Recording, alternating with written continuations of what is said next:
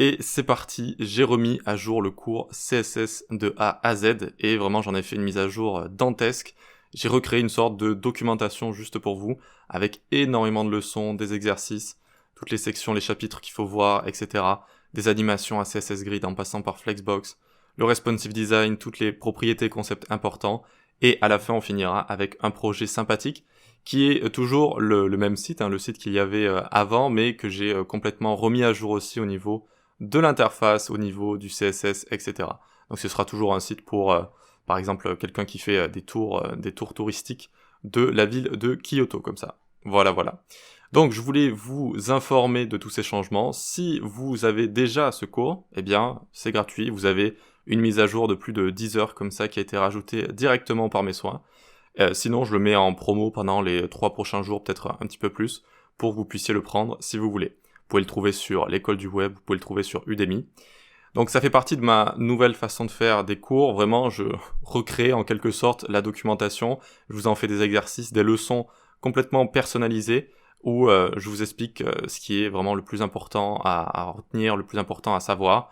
Et voilà, donc dites-moi vraiment ce que vous en pensez. À mon avis, c'est sympa. À mon avis, c'est quand même très sympa. Et en plus, ça vous fait une documentation directement pour vous. Parfois, j'ai même écrit des commentaires pour vous, mais vous pouvez réécrire des commentaires vous-même. Et ça vous fait une sorte de bloc de connaissances comme ça, que vous allez pouvoir retrouver si jamais un jour vous dites, tiens, je me souviens plus trop de Overflow, etc. Hop, vous revenez dessus, vous regardez la leçon, etc.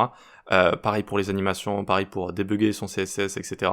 C'est vraiment, je pense, une bonne manière de faire des cours comme ça. Et en plus, c'est plus simple pour moi ensuite de les mettre à jour parce que je peux enlever une section comme ça et la mettre à jour, la remettre, et c'est quand même pas mal. Voilà, peut-être que des gens se posent la question, se disent, tiens, avec l'arrivée de ChatGPT, est-ce qu'on a encore besoin de faire du CSS? La réponse est oui.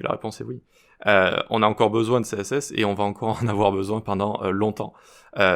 On peut s'imaginer, d'ici 5, 10 ans, peut-être même 15 ans, on utilisera toujours du CSS sur le web et il faudra toujours comprendre le CSS qu'on utilise.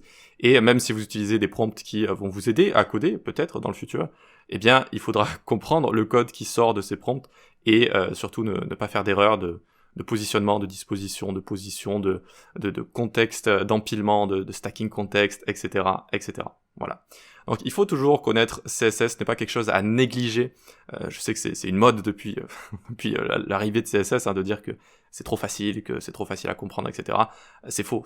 CSS aujourd'hui est extrêmement complexe dans les détails, mais c'est très simple à prendre en compte, à prendre en main. C'est-à-dire qu'on peut facilement, oui, on met une background color blue, ça va changer le fond d'un site, d'accord, mais ça veut pas dire que vous êtes bon en CSS, ça veut pas dire que vous avez tout compris du langage CSS. Voilà, c'était tout pour aujourd'hui, donc je vous le mets le cours en promo si vous voulez aller le suivre. Si vous l'avez déjà, la mise à jour a été faite automatiquement.